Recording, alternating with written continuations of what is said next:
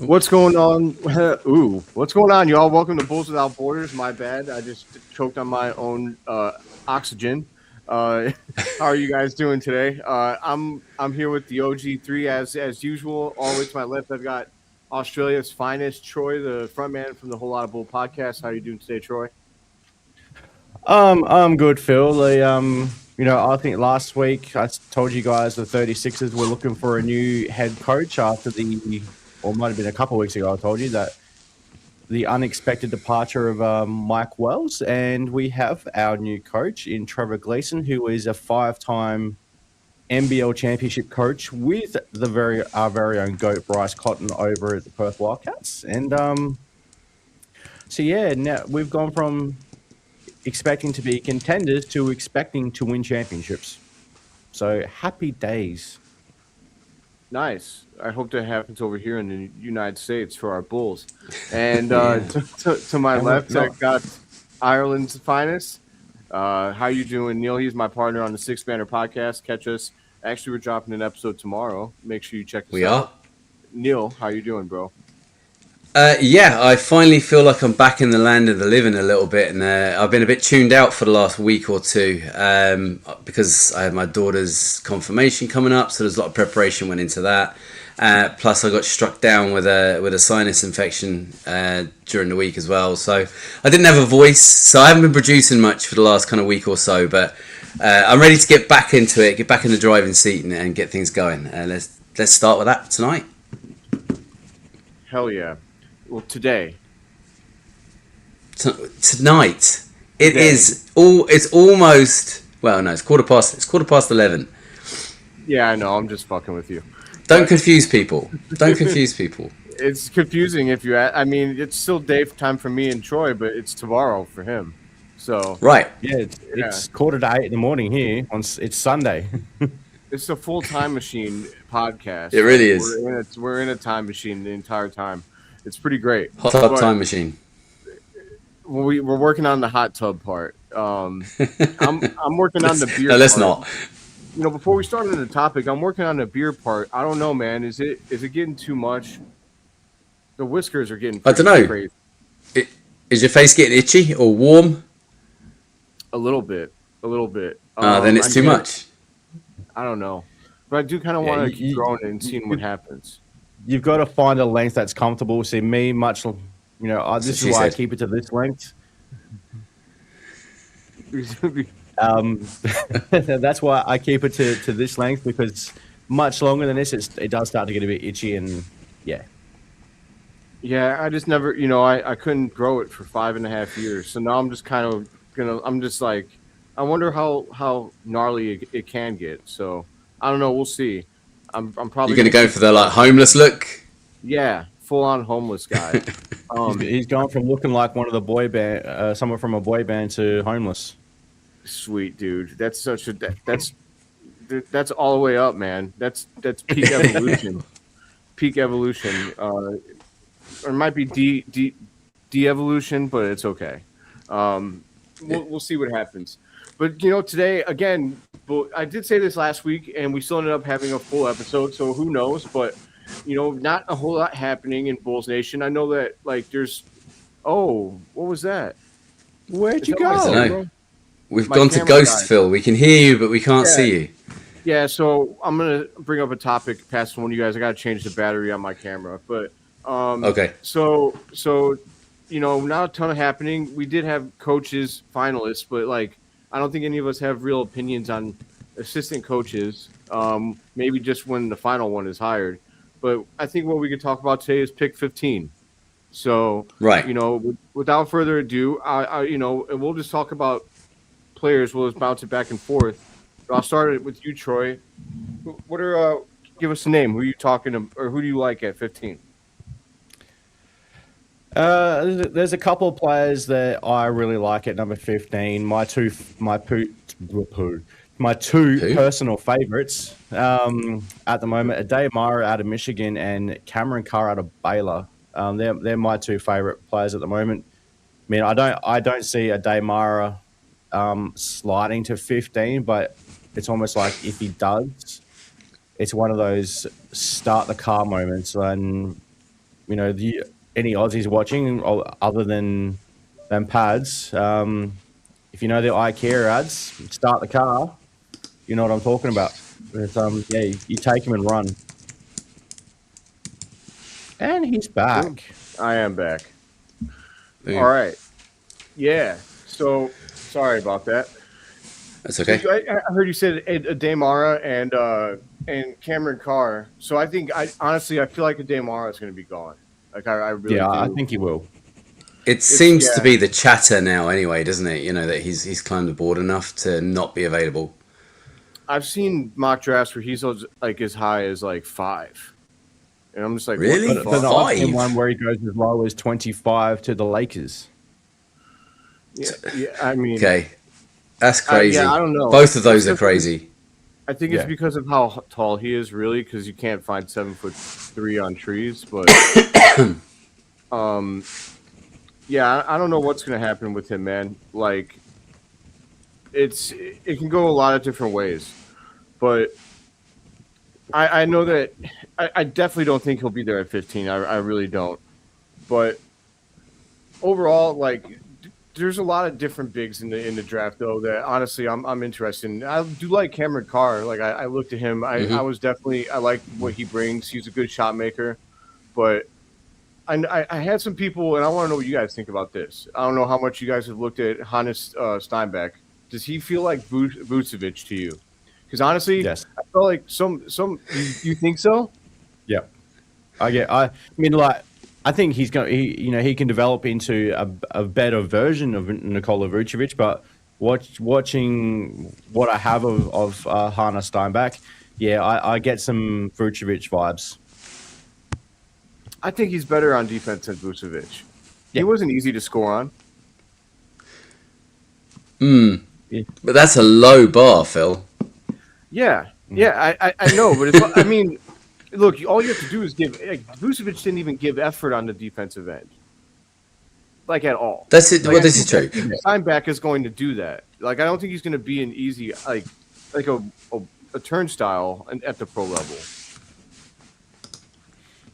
I guess that's my I don't know. Like, I don't. That was people in my comments because I like Steinbeck, and people were like, "That'd be a horrible choice. He's Vucevic," and I'm just like, "Well, I think he'll play much better defense."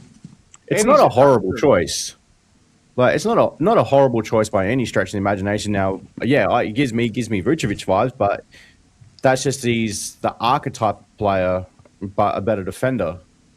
But that skill set, the nice touch around the basket. I was going to say something else, but there would have been a pause moment. He could step out and shoot the three, but obviously he's going to be, he should be a better defender because it can't be that difficult to be a better defender than Nikola Vucevic. But do you not think that it's more a case of his youth will make him a better defender than Vooch? And as he gets older, that kind of plodding feet defense that he plays with is going to become more and more Vucevic-like as he gets further on in his career. So you might not be getting Vooch now, but you could ultimately end up with Vooch in a few years. That's a great point. I don't know. I still think that he's more agile than Vucevic is. Like, I don't know. I don't want 10 years younger. Him. Yeah, but Vucevic was never known as a good defender ever. Like, I don't know. Maybe that's true, but I'm just playing devil's advocate. I'm just throwing the questions out there to make you think and make you answer them. But I feel like it's a lazy comp because they're both white. I'm just gonna say it. I'm going to say it out loud. Well, it's not just because they're white, because they're white and European. Come on, let's at least if you're gonna do it, let's at least go full one in, like 2 feet, not 1. All right. I mean, I don't know. I did see another name in the chat, and I was going to bring him up eventually. There's Jaden Quaintance that a lot of people are talking about. I've seen him gone around the area that we're drafting. I think the mock I looked at the other day had him 13 to Charlotte, I think. Okay. But he's a really interesting prospect. He could be the best defender in the draft. Like, really could be. At Arizona State, he was fucking annihilating people. He was killing them. 2.5 blocks a game, was making everybody look like babies as a 17-year-old. But then he tore his ACL and had swelling last year after he came back from it, and that's scary.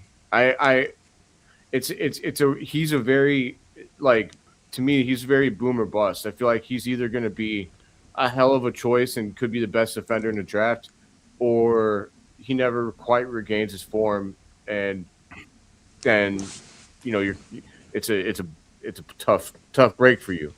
I mean, Right. do you guys like Quaintance? I'm glad you said what you said there, Phil, with the boom or bust, right? Because I've got a question for you on that, right? And Troy, whoever wants to chime in on it. With someone like Quaintance, who is a boom or bust, big swing, big reward, or big swing and a miss, do you think that's the kind of player that Bryson Graham is prepared to go for in his first draft taken over as EVP? Because it's a big risk to go for a player like that, I think, when he's trying to secure a foothold in his position with his basketball team. What do you think? I mean, that's a great question. Like, I think, like, yeah, Quaintance, he's definitely got that potential to be, shout out Undisputed in the comments as well, saying like easily the best defender and all that. Like, yeah, watching the tape on Quaintance, I mean, if he can be healthy, this kid, he's going to possess some of that slap, as Bryson Graham brought up. Size, 6'9", but he's a strong player. What the length? Yeah. What he's what? His length is crazy. 7'5.25". That is nuts. Yeah, he's athletic as fuck, and he's a physical player. Like, he's not afraid to get physical. So he's got all the slap attributes that Bryson Graham is absolutely chasing. Yeah. So if you can go through all of his medicals and stuff, and you find there is absolutely no issues whatsoever with that knee, then hey, that's potentially a player that's worth taking a risk on it at 15. Okay. But there's also but the beauty of this draft though is that there is other players at that spot you can quite easily walk away with very happily, and they'd be safer bets. That's kind of the point I'm making. That's the question I'm asking you. Do you think that Bryson Graham is prepared to take a risk this early on? I think you might be, only because I think you hit for sure at 4. I feel like that you feel like 4 is a home run, and because of that, you might be more inclined to swing at 15. I think that's a great point. So I think, could you imagine like Jaden Quaintance next to like, obviously Martis Bazals, and then whoever would land, whether it be Caleb Wilson, whether it be Cameron Boozer, or if Darryn Peterson somehow slides to 4, which I don't see it happening, but ultimately it's either going to be Cam Boozer or Caleb Wilson. Like, let's just be frank about it. Quaintance with his defense next to Cam Boozer or Caleb Wilson with Martis on the wing. Yeah, I think it would be nice. It would be awesome. And the Bulls have a lot more information on this than we do, because they're the ones that get to put him through private workouts and look at what his knee looks like. Because let's just hope Bryson Graham hires a new medical team, brings in his own. Yeah, it would be nice. I mean, yeah, that's probably a good thing to hope for. There's some stuff though, like Quintance's rookie season. I think he had like 38 dunks in 24 games or something. There's tape of him like locking up VJ Edgecombe and Igor Demon, who were in the draft last year, super high. Drafted. VJ Edgecombe obviously had a great rookie season. So like the tape is there. The only issue is that he didn't get to show it at Kentucky, and that's the scary part. But again, and so what I would say too is if he's doing private workouts for the Bulls and he still doesn't look back, that would scare me, because that's been a long time at that point. It's like, yo, man, like, what's going on? Why is it still not okay? But if he's doing the private workouts and he looks good, then I'm looking at his freshman year and I'm like, he really showed a lot. I mean, he even showed like it was limited, but he had some times where he got the ball at the top of the key and like handled a little bit and like drove to the rim and dunked with one hand. He didn't do it a lot, but he did it a little bit to make you think like with more practice that might be in his game to at least drive to the basket. He's really interesting. He has like the exact measurements of Jarrett Allen. And I think that's a good player. Comps are not always perfect because I think he'll be more athletic than him if he gets fully healthy. If he's fit and healthy, yeah. But the same kind of player, though, like a defensive monster, who is probably going to score most or all of his points at the rim. But, with the way that the Bulls are building the team, if you get Boozer or Wilson, and then you got Buzelis, Giddey, ideally you get someone at the two guard who could shoot. Then you don't really need much scoring. You're not going to be looking for much scoring from Jaden Quaintance. You want him to shut the paint down. But let's say that with the Giddey stays, right? And like you've said before, Phil, we're going to play that game the way it is because until we hear any different, Giddey is a Bull, right? So let's say we have Josh Giddey and you've got someone like Quaintance that plays in around the paint. With those pocket passes and those dump passes that Josh Giddey is capable of, that could be a lethal combination. It really could. Yeah. I think that he's got the rim running aspect that you're looking for. Yeah. It's going to be like those little dump off bounce passes. He's the lobs that he's going to throw. I mean, damn. It could be entertaining. It really could. I'm just trying to play both sides of the coin here. I'm just, No, it's good. It's good. I like him a lot there, man. Other players that I've looked at, I know this guy's probably not going to be there, but Nate Ament is really interesting. Mm-hmm. He's a wing from Tennessee. He's 6'10". He moves super fluid. Definitely has some consistency issues. Definitely went through stretches of the season last year where he was like not playing well at all, but high scoring potential. The only worry for me is like that would maybe push Boozy out to the 4. If you draft him, I don't know if that's true. Actually, you're not going to do that because you're probably going to have Caleb Wilson or Cam Boozer there. Yeah, I don't know. Nate Ament's 6'10", and like I don't know if you could play a guy like that at shooting guard. I'm crazy, and if they're able to play defense on a shooting guard, I'd probably do it. But that's a 2K lineup. I know. I'm playing 2K with that shit. So I don't know. Nate Ament though he's probably not going to be there. Undisputed is right. I mean, he's going to get taken. But if he were to, this draft's unpredictable though. I feel like there's at least going to be 1 or 2 players that slide that people are like, we didn't see that coming. Yeah.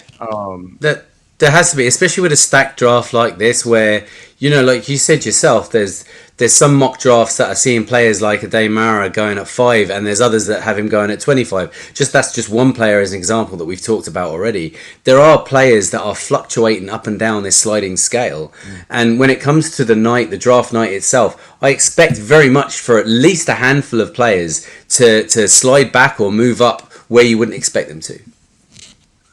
For sure. I liked what I seen out of Dalen Swain too. I know Troy is not a big fan, but when I was watching him, he does a lot right. You want him to get better at shooting, but he did shoot 40% on uncontested catch and shoots. He led Texas in points, rebounds, and assists, which that's hard to do. I mean, that's a really versatile player to me that I like. He was spotty on defense, but again, he was also leading his team in points, rebounds, and assists. So I don't know, maybe it was an endurance thing. But are there any other players that you guys really like that you want to talk about? I mean, like we haven't really gone into Cameron Carr though, have we? Not too much, no. Well, no, we could talk about Cameron Carr. What do you like about Cameron Carr, Troy? Slap. Well, apart from the maybe not so much the physicality side of it, but 6'4", 6'5" guard, long as hell, athletic as hell, can shoot the 3. I mean, he would be a really good backcourt running mate with Josh because, like, Cameron Carr is going to be should be a pretty solid defender, especially with his length. He's going to be a pretty disruptive defender. He could turn out to be one of the best shot blocking guards in the league.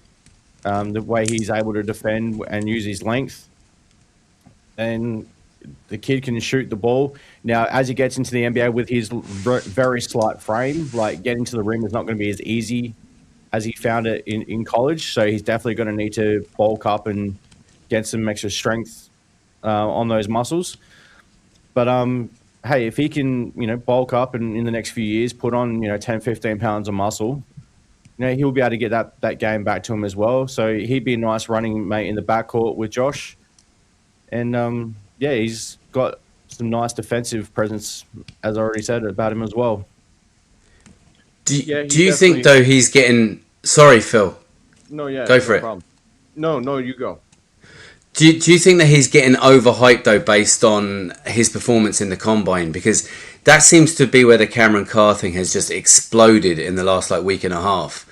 Because he had an excellent combine, so it seems to be a case of now that has blown him up in Bulls Nation across Twitter, and in the media. And do you think it's just a fluke from the combine, or do you think there really is genuinely a lot more to this kid that just was kind of getting brushed over up until now?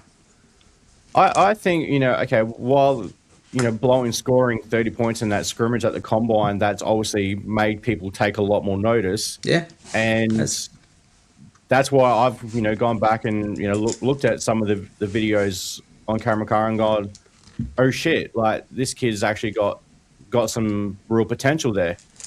And, he put on a show at the combine that, obviously dropping 30 points in that scrimmage game. So yeah, he's definitely made people take notice. Right. Whether it can translate to the NBA, that's another thing.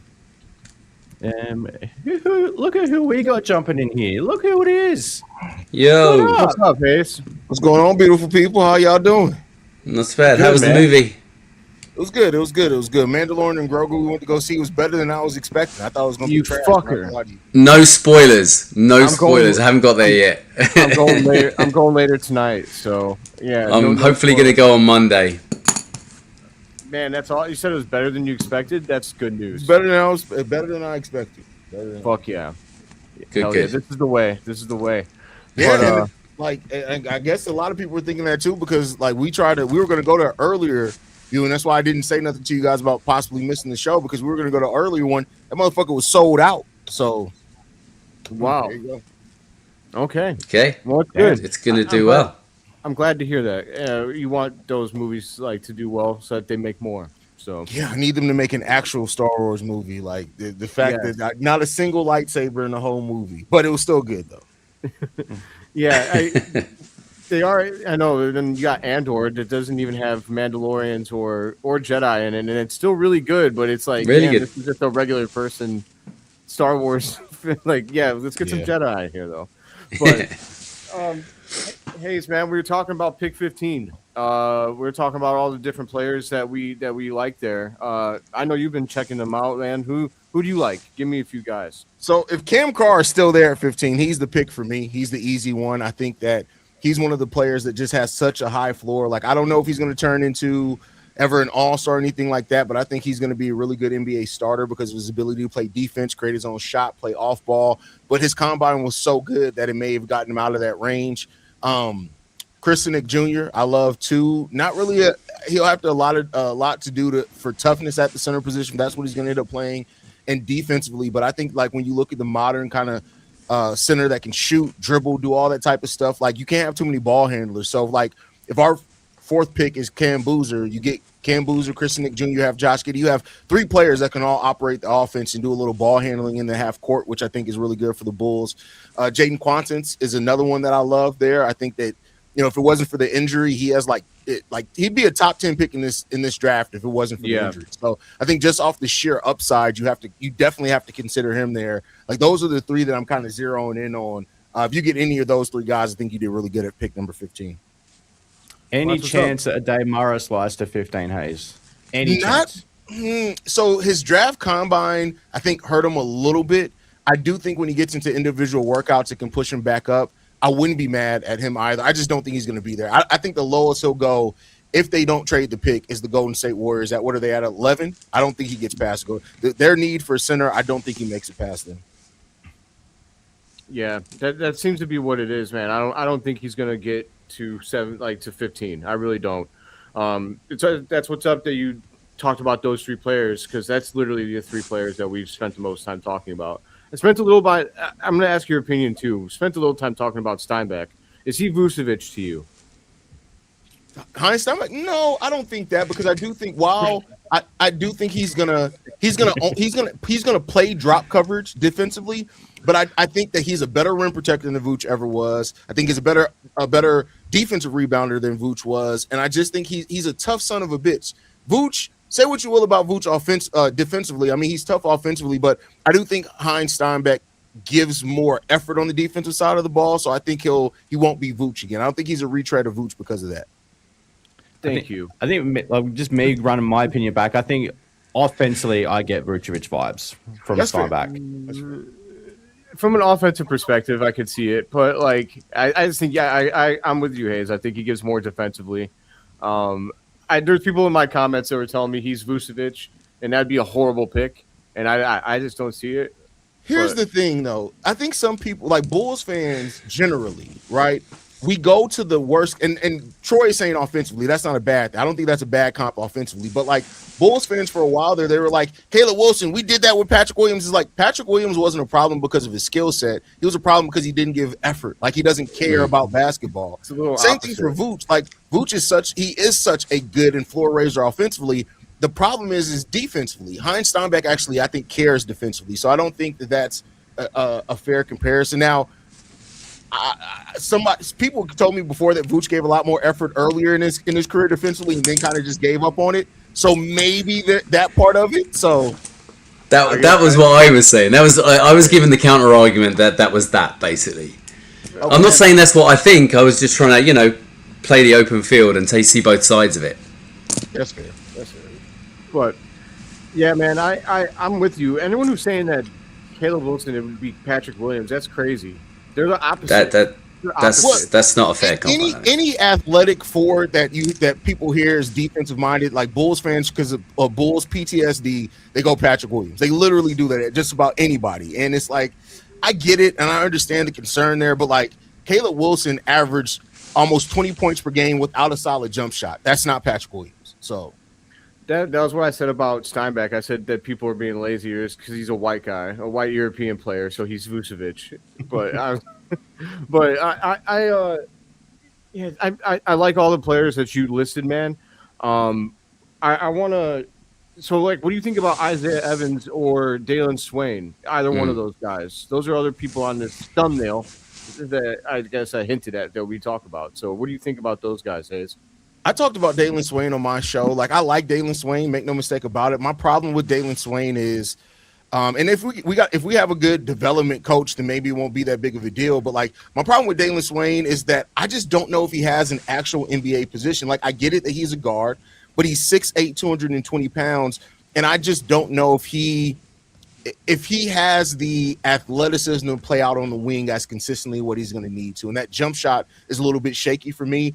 If they draft him, I can see the upside there. I can definitely see the upside. He averaged, 15, 16 points per game in college, something like that. So it's not like he can't score. He was an okay 3-point shooter.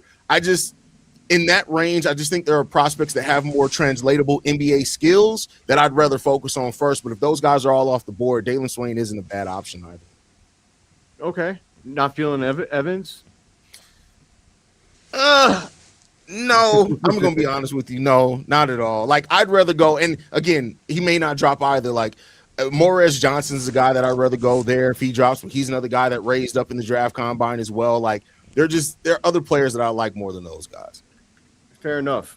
I'll go around the horn on those two. I mean, Troy, do you have any opinions on Swain and Evans?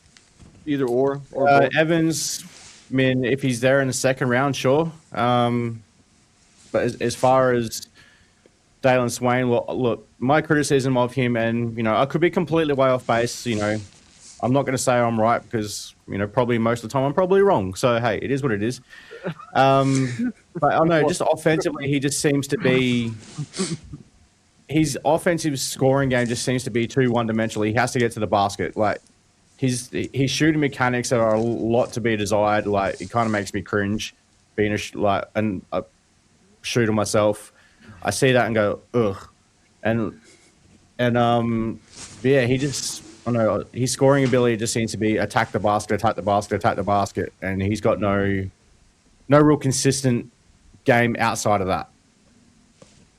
But hey, again, I could be completely wrong on that. Anything on Evans? If you don't, that's okay.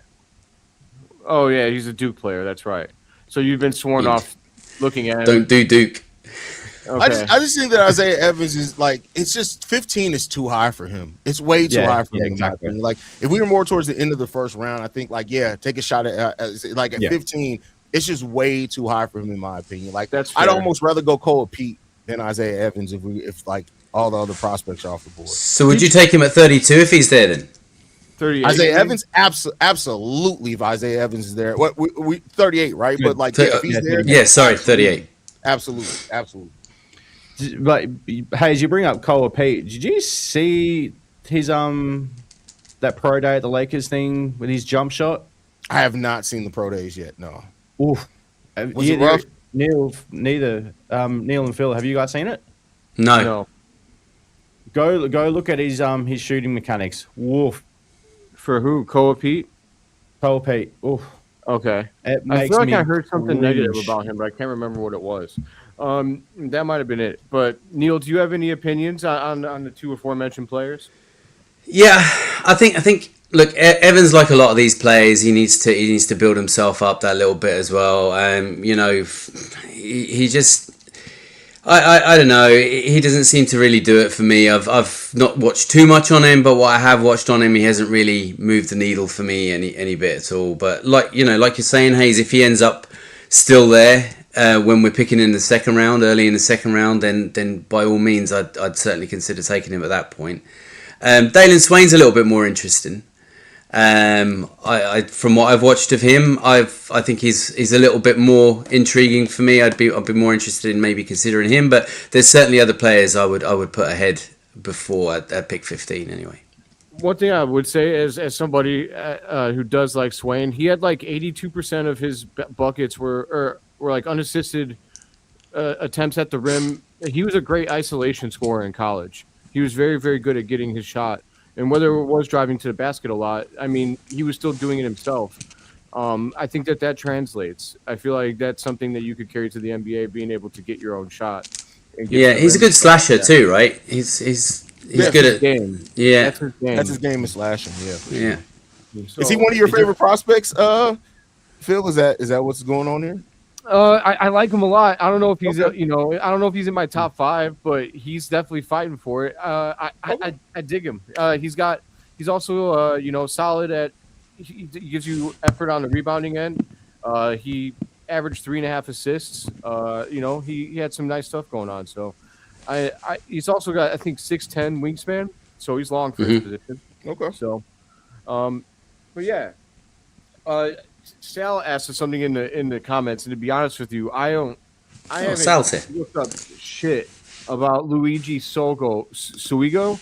I don't know anything about him. Do you guys know anything about him? So I only covered him recently on one of my shows, very briefly. So what I did is I did a consensus mock draft. So I looked at every mock draft and every player that they had the Bulls drafting all over the board, and Luigi was one of those guys that popped up at 38 for the Chicago Bulls. He's one of those big centers, 7'4", like a jumbo center, not just like a legit 7'4". Yeah, with if I'm not mistaken, a 7'5" wingspan. So like, he's a big kid, and I understand like in the modern NBA, you look at guys like Chet, of course, Wemby. Like you look at these like jumbo centers, and you're like, you want one of those guys. My problem is that his footwork for me is absolutely trash. Absolutely trash. Now, he's younger, too. I think, if I'm not mistaken, he's 18, 19 years old. So maybe you feel like you're confident you can coach him up. But the problem is, like, he is going to be a prospect where, like, legitimately he's probably going to play in the G League 2 or 3 years. And I just feel like there's prospects at 38 that have way more translatable NBA skills earlier. And that's kind of what I'm looking for with this Bulls team. I get it that we're not trying to rush the rebuild or anything like that, but like I'm looking at guys that like, okay, what could you do in the NBA right away? We already got Noah Essengate, who we got to develop, who could take 2 or 3 years. So that's kind of what I would prefer. But you know, we'll see what Bryson Graham likes. Okay, yeah, I'm gonna have to look at this guy because I didn't realize there was an Italian 7'3" player in the draft or whatever the fuck. Of course, Sal likes the Italian guy, right? And as somebody who lived in Italy for a large part of their life, 7-foot Italians you do not see very often. Yeah, I'm sure. You do not see that very often, man. And is this the new Italian stallion? Oh my god. Yeah, we'll build a statue of him too. But that's definitely yeah, Luigi Rocco Suigo. That's the future bull right there. But I understand what you're saying about like the big players. It's why I did kind of want for a little while. I was definitely hoping Ademar would be at 15, but he's not going to be. I really don't see that happening. And to be honest with you, I don't know. I seen someone in the chat, and I'm going to bring this up now. Do you guys feel like it's a big deal if someone isn't 7 foot tall as long as their wingspan? To me, I feel like as long as their wingspan is good, I don't really give a shit about their height. Yeah, I mean, to me, depending on the style of player they are, if you're 6'9", 6'9 and a half with a 7 foot or above wingspan, you can play center in the modern NBA. Like that's Bam Adebayo. Like you gotta be that and tough. Like if you're gonna be that. You have to be a tough motherfucker too, right? Like, so yeah. I think that's the thing. I know there are a lot of Bulls fans, you know, again, Bulls fan PTSD. They're like, no, we need a 7-footer. I understand that. If you can get one, get you one. But like guys like Morris Johnson, who I think is 6'10", can absolutely play center. Guys like Christian Nick Jr. can absolutely play center. We haven't even talked about Morris Johnson. I watched him and I really liked what I seen. I didn't know if he would be able to play center, and then I watched him and he clocked his wingspan at 7'3". And I'm like, okay, this dude can play center. That's a very interesting choice. That's another guy that could guard one, like really probably guard 1 through 5 on switchability. He's up there, man. He's up there on the switchability. You put him with a guy like Caleb Wilson, and you could do some things on defense. And then you got guys like Jaden Quaintance and Chris Nat Jr. both like 6'9" to 6'11". Like Quaintance is 6'9", Sanak's 6'11", but they both got 7'5" wingspans as well. Yeah. I mean, there's options. There's options in this draft, man. And I don't know, Morris Johnson might be gone by the time we get on the clock at 15 too. But see, here's the thing with that. Everybody's saying Cam Carr isn't going to be there on the board at 15. Someone's going to fall. They can't pick everybody. Got to fall off, right? Like I get it. Right. It was a very strong combine for a lot of these guys, but I think we got to go back to that's exactly why so many people said that this draft is so deep, right? Like you can't have 20 players go in the top 15. Somebody got to fall off. Yeah, exactly. Right. Math is math. Especially because everyone's saying that there's going to be like a 4-point guard run in the middle of in the top 10. Like 4 point guards are supposed to go in a row. It's like Acuff, Fleming, Mikal Brown, and someone else. Like they're all going to go, and so someone's going to fall. Yeah, someone's going to fucking fall. I hope it's not the point guards. Personally, I think I'm good, but you know we'll see what Bryson Graham does with Josh Giddey. You know, but this draft is exciting, dude. It's really exciting. It's probably the most exciting draft that I'll see play out in a long time. Just seeing where guys go and knowing the talent, all the talent that's falling, because there's got to be somebody that does, like you said. So it's gonna be interesting, man. I didn't get to you guys, like Troy. How do you feel about the wingspan versus height thing? Yeah, like at the end of the day, like we see the modern NBA where guys who are 6'9", 6'10" with these long wingspans, they do play center and they do it very well and effectively. So, I mean, that's why I've personally made, like, you know, I know Undisputed in the comments, he said, like, you know, player comps are stupid, but this is where I have made the comp where, like, Chris Nat Jr. reminds me of Bam Adebayo because, you know, similar build type, you know, that's 6'10", the long wingspan, can get the mid-range, step out and shoot the three. The defense needs some work. Especially in comparison to Bam Adebayo, but he's got the physical tools there to be an effective defender. But But yeah, like there's no reason why in the modern NBA that a guy who's 6'9" with these long ass wingspans can't play center. Fair enough. And Neil, you got any thoughts? The way I look at it is this, right? Some players, regardless of whether they're 6'10", 6'11", 7'2", some players play bigger than they actually are.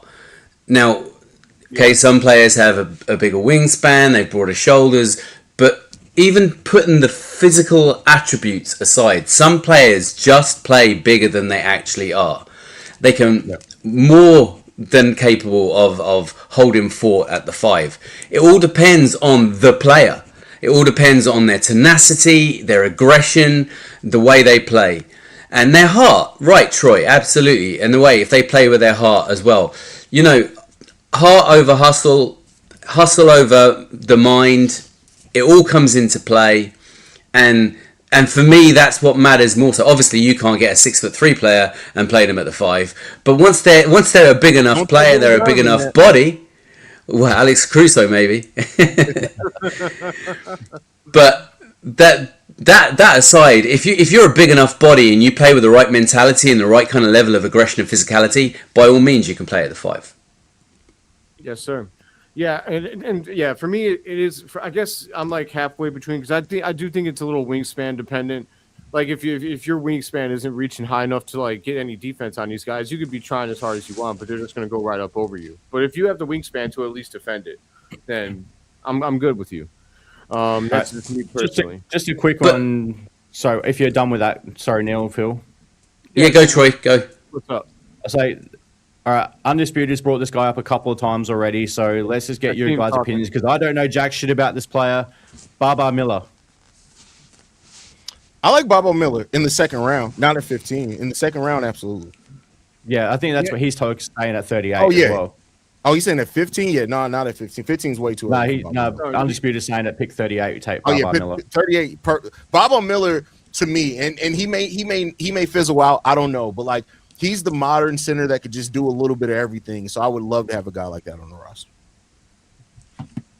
Yeah, I mean, admittedly, that was on my next batch of players because Hayes actually asked me if I knew about him yet, and I was like, no, I have to look him up. So I mean, I just looked at his measurements: 6'11". He has a 7'2" wingspan. Right there, that's intriguing. So I have no problem going with 3 players in the front court with 4, 15, and 38 because our front court has drastically needed an overhaul. I have no problem with doing that. So that'd be interesting. I mean, make sure that you have a front court of the future that also isn't a bunch of pussies that can play a little defense, man, because we need that desperately. Neil, did you have something there? No, we've moved on. It's fine. All right. I don't know Baba Miller. I need to do a dive on him. I don't know anything about him at all. Yeah, that's fair my enough, bad, man. Neil. I didn't mean to cut you off going into the Baba Miller talk. My bad. Oh no, it's fine. No. I just talk a load of shit anyway, Troy. That's all it was. So, I mean, do you guys have any, before we get out of here for the episode, do you guys have any preferences at head coach? I know that, most of these guys are assistants and whatnot, but, I'll go around the horn and ask if you guys do, unless you guys all don't, and then we'll just wrap it up. But, Hayes, you got any preferences? Well, I think everybody in the world knows who my preference is. I've been talking about him for 3 years. I went back and looked today. Like, I've been literally bringing up Chris Quinn for 3 years as the next head coach for the Chicago Bulls before we even knew anything was going to happen with Billy Donovan. I just think Chris Quinn is not only the mentality that you want. I think he has really good X's and O's as a former point guard. He was second to being Mr. Basketball only to LeBron James. That in high school. That shows you like the basketball acumen that he has. But also, I don't know when's the last time we had a head coach that got in referee's face. If you watch Miami Heat's game, you'll see sometimes that Eric Spoelstra will look at Chris Quinn, and Chris Quinn will be like, I got him. Don't worry about it. Go off on a ref. Like, I want somebody like that on my bench. So Chris Quinn's my number 1, and then Sean Sweeney's my number 2. Okay. Yeah. Neil, Troy? Yeah, admittedly, I don't know that much. I can only go by, lean on what the research that Hayes does and, some of the research I can do on my own. And based on what I see off of that, Chris Quinn, Sean Sweeney, maybe even Dave Bliss from OKC.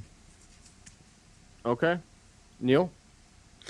Yeah, no, I've been a bit out of it for the last week or so, so I might not have the most up-to-date information on the head coach search, but I was really glad to hear that Sean Sweeney was seriously mentioned now. I do like him. It's hard not to like Chris Quinn when you've had Hayes in your ear for 3 years telling you how great he is as well. I think I'm kind of a little bit brainwashed about Chris Quinn as well at this stage. Thanks, Hayes. But I don't know if this has been a serious conversation, but I do like the idea of someone like Rajon Rondo getting a chance if he is being considered still, or whether that was just a name that was just batted around and not a serious name. I don't know. Like I say, I've been a bit out of it this week. But yeah, that would be who I'd be interested in. I don't think he was in the list. I would have liked if they. He wasn't shortlisted. Yeah. See, like I say, I've been caught up with my daughter's confirmation and being sick and stuff. So yeah. So here's my own personal issue with the Rajon Rondo thing. Not to say he can't be a great coach, but what actual coaching background does he legitimately have? Because we saw JJ Redick, who's fine. He's walked into a team with, fine. We've seen JJ Redick who's walked into that Lakers job, but he's got LeBron fucking James, and he had Anthony Davis, and now he's got Luka. So yeah, those guys are going to make him look good. But he hadn't coached anything other than his son's AAU team before becoming the Lakers head coach. So but he was an on the floor and a locker room coach when he played. That's the only thing that and I think people can see that, and that intrigues them. Yeah, and absolutely. So was Derek Fisher. How did that work out? Yeah, okay, that's a fair point, right? No. You make a good point. You make a good point.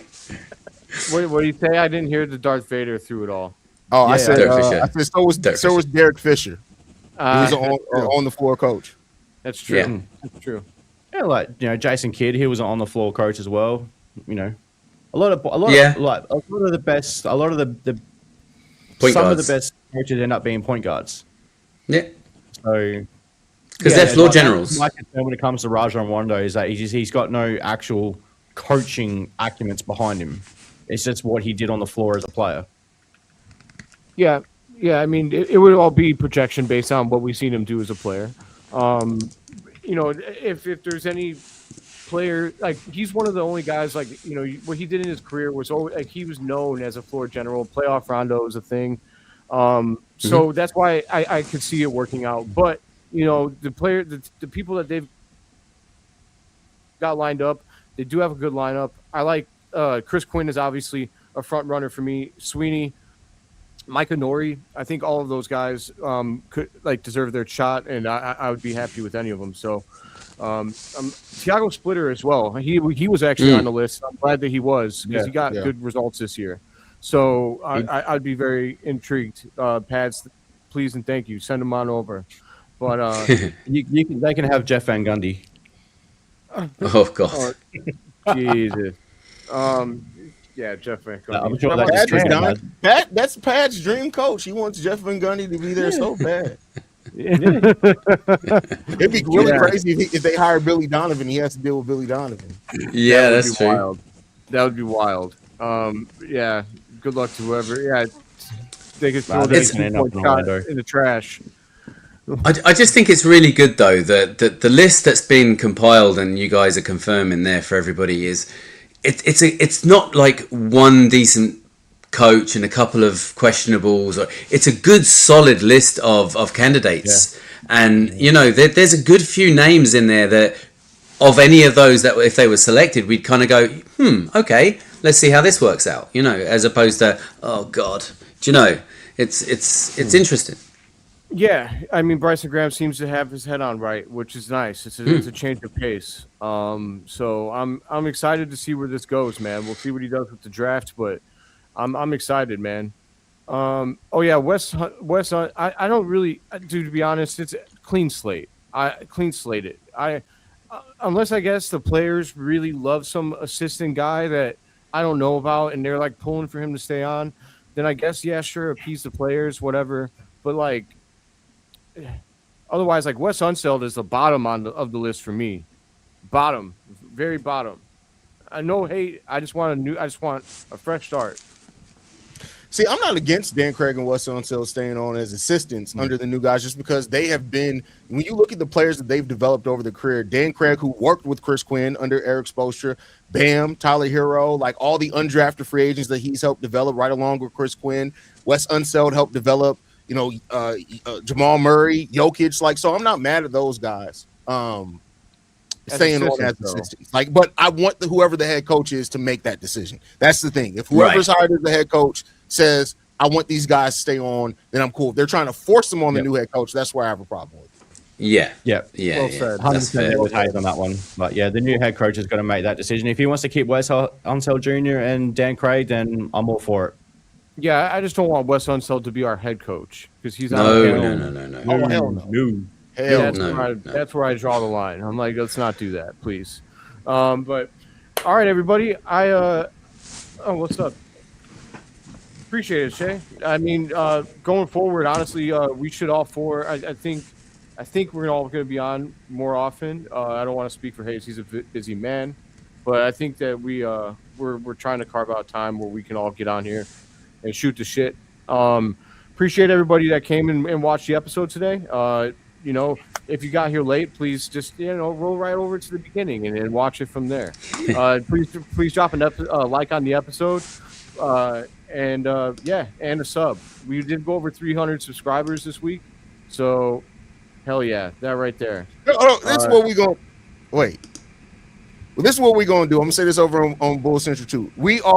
I need this channel over 1,000 subscribers. When we get over 1,000 subscribers, I'm personally, not these guys, gonna give away a Modest Buzelis jersey. So hit that fucking subscribe button. Stop freeloading, you motherfuckers. There you go. Well, that's pretty awesome there, right there now. Jersey, like, you want a Modest Buzelis jersey, hit the fucking subscribe button. Fuck yeah. All right. I love it, man. Appreciate y'all. Everybody, have a great weekend, and we'll check you next week. See red, y'all.